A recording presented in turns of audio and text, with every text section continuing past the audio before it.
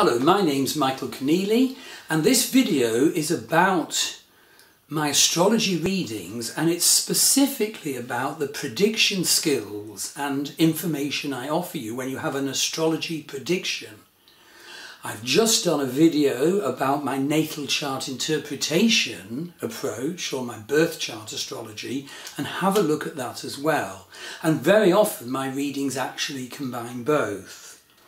And let me say, a first important feature of my astrology readings is that I combine Western astrology with Vedic astrology. So Western astrology, when done well and in modern times, is psychodynamic. It depicts our psychological self and our psychological unfoldment. Vedic astrology, on the other hand, depicts our incarnational life purpose and our destiny, of which our psychological self is only a part. You absolutely need both. And I've been offering readings in both for over 20 years. So when we look at your Western astrology, it uses the tropical zodiac, and it includes the outer planets of Uranus, Neptune and Pluto, and of course Chiron, the wounded healer in your chart, in your life. Vedic astrology, on the other hand, when done properly, uses the sidereal zodiac, right, and the two are different because the Western tropical zodiac's start position is wherever the sun is on the first day of spring, whereas the sidereal zodiac is anchored to the stars, anchored to the eternal, because I do believe that Vedic astrology's utterance is more anchored to the eternal. The perception it offers is vast. You couldn't cover it in one lifetime, but you do need both. And so before the reading, I always send you charts for you to follow through as I'm speaking about your charts. And if you order them under one of the three options, you also get extensive and beautiful, hugely detailed preparatory reports. And there's every opportunity for discussion and questions after the recorded reading, and of course you get the recording. Okay, so what do you actually get in my Western and Vedic astrology predictions? Well, in the preparatory report, first of all, I show you your Western astrology birth chart using AstroCalc astrology program, which I really love and have used for over 20 years. So you see your birth chart, and then you see where the planets are now in the heavens. And then you see the chart of where the planets are now in the heavens with your birth chart in the middle. And that's a statement of transits. Where are planets in the heavens now in relation to your birth chart? And where will the planets in the heavens move in the year ahead in relation to your birth chart? So that's transits. And it's so important to know your transits, to hear the utterance of what they mean. So a very brief example, for example, I have Saturn transiting conjunct my natal Jupiter. So my natal Jupiter is powerful and expansive. Saturn, Lord of Karma, says no, structure it, be patient, dot all the I's, cross all the T's, and only then can your Jupiter properly express himself. Okay, another example, just to show you how it works. I have Neptune opposite Venus.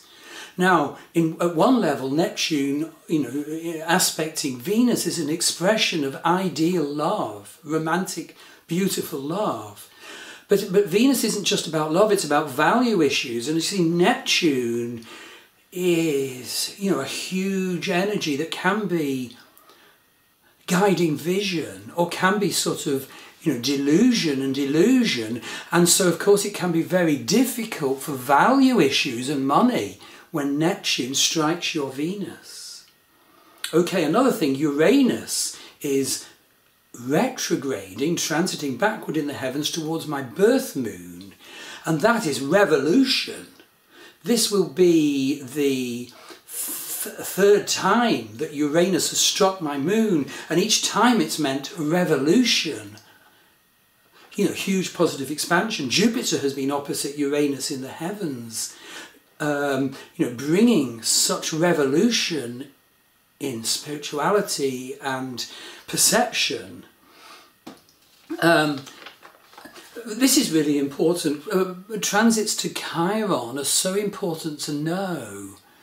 And so, I did a reading recently where the person had Mars transiting opposite their Chiron, and their issue of woundedness became overwhelmingly vast, but offered to them for perception and healing. And remember, all my readings are geared to healing and empowerment. They're not just formula. And I work closely with my partner Maggie Pashley, who does dozens of expert healings worldwide. See www.maggiepashley.com, MAGGIEPASHLEY.com. So, it's so important not to just stick at hearing the astrologer ranting out the formula. You have to fully perceive it, bottom it, heal it, and empower. Okay, I also paste into your preparatory charts report your Megastar Predictive Astrology. Now, Megastar is the astrology program of the Swiss Huber School, which I've studied their method, and they have wonderful predictive age points, 2 of them. Now, the individuation age point depicts our psychological unfoldment and growth possibility. So the age point starts off at your ascendant and goes round the rim of the chart, taking 72 years, and carries on again round if we live more than age 72. And so that age point goes through the signs, through the houses, and across the planets, and forming aspects to the planets.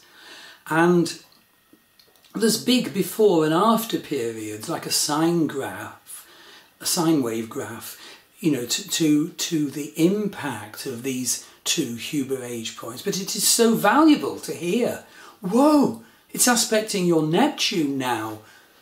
You may be open to guiding vision, and also possibly to delusion and delusion. So when my Huber age point was opposite Neptune, I developed clair vision and clairaudience. I'd never even heard of clairaudience, but typical of that transit, I went to a clairvoyant who said, oh, you're going to experience clairaudience. And so I heard the words and I channeled them into a novel I wrote. But there's also a second age point in the Swiss Huber astrology, which is your nodal age point. This one starts off at the position of the north node of the moon in your birth chart, and takes 72 years to go clockwise round your birth chart, continuing on round if you live longer than 72. And this is so wonderful.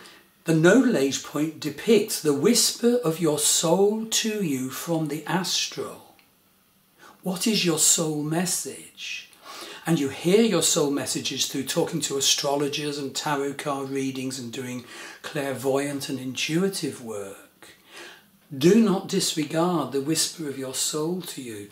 And the fascinating thing is, it so often says similar to what your Vedic astrology says, and we'll be coming to that, and how wonderful that this Western astrology method often ends up saying similar important things coming from completely different methodologies. And indeed, we now move on to your Vedic predictive astrology. So what you get, first of all, is a chart showing your Vedic predictive periods, or dashas. And these have sub-periods and sub-sub-periods. And each period unfolds from birth and has a ruling planet. And it is so important to hear what your predictive periods are. For example, you could start a Jupiter period. Well, that would start off Jupiter at all levels and sub-levels, Jupiter, Jupiter, Jupiter. And, marriage issues could really flower with you. And then you could move to the next sub-sub period and so be in Jupiter, Jupiter, Mercury. And then if your Mercury was in, for example, Swati Nakshatra or Swati lunar sign, using the wonderful, powerful 27 Nakshatras the lunar zodiac of Vedic astrology, well, that nakshatra is ruled by Rahu. And so you'll suddenly experience Mercury being messed around, in a sense, by Rahu, the North Node. And it'll bring a completely different slant to how you experience your Jupiter Dasha. Because your whole communication could suddenly become bewilderingly or even extreme to you. And you think, what on earth's going on? Why am I doing this? And, maybe you do a mindfulness course or something. It's also very important to know if you're in your nodal predictive periods. So, for example, Rahu, the North Node, with Ketu, the South Node, as the sub-period, or vice versa.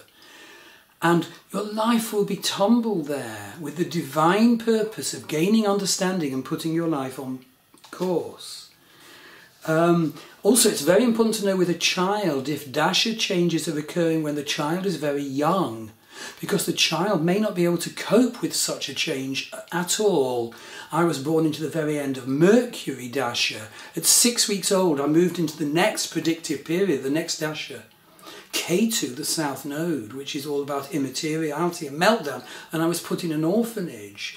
It just shows the immense value of using the Vedic sidereal zodiac and hearing the immense value of Vedic predictive astrology. Western astrology doesn't touch that, although Western astrology has great benefits of its own, and you need both.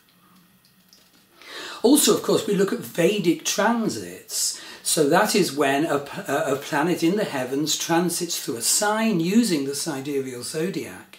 What's that doing to your natal planets in your Vedic birth chart, your Rashi chart? Just to give an example, it's really important to know whether Saturn is transiting your birth moon. That's Sade Sate, which, crudely speaking, is when Saturn goes through the sign before the moon, the sign of the moon, and the sign after the moon. And that's real death and meltdown in your life. It's like going into a pit, experiencing lots of separations and emotional problems and turbulence of mind, but for divine purpose, to leave behind what shouldn't be part of your life, to find out your new path and rise up out of the pit.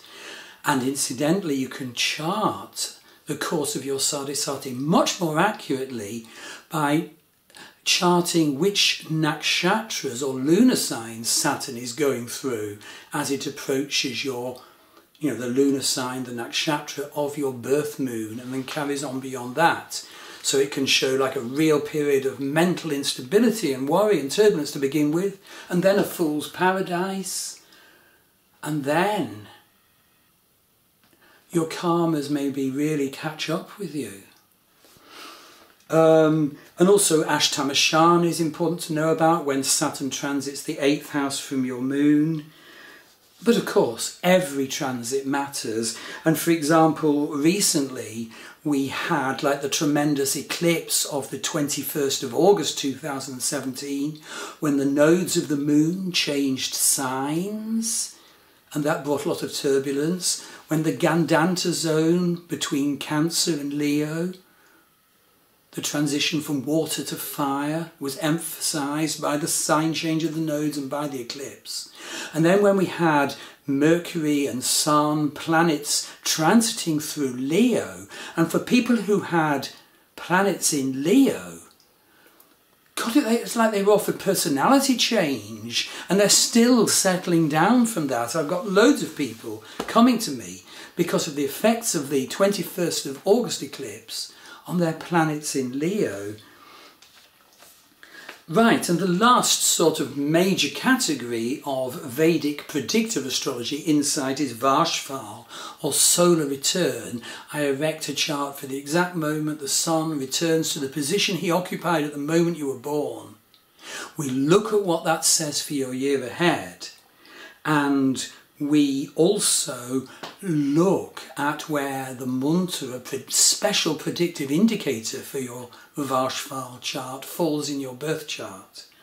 And so this is in a way similar to the progressed moon, the day for a year progressions that I do use in Western astrology, which are very robust and reliable predictors. So, as I said, there's every possibility for follow-up, email and discussion and questions. we get to the bottom of what's going on and we discuss what healing and empowerment may be relevant. So go on my starwheelastrology.com website and register for a reading. It can be natal, it can be predictive, it can be natal and predictive combined. That's up to you. I do all the preparation, I get in touch with you and I set up the recorded reading. So I look forward to hearing from you. Thank you.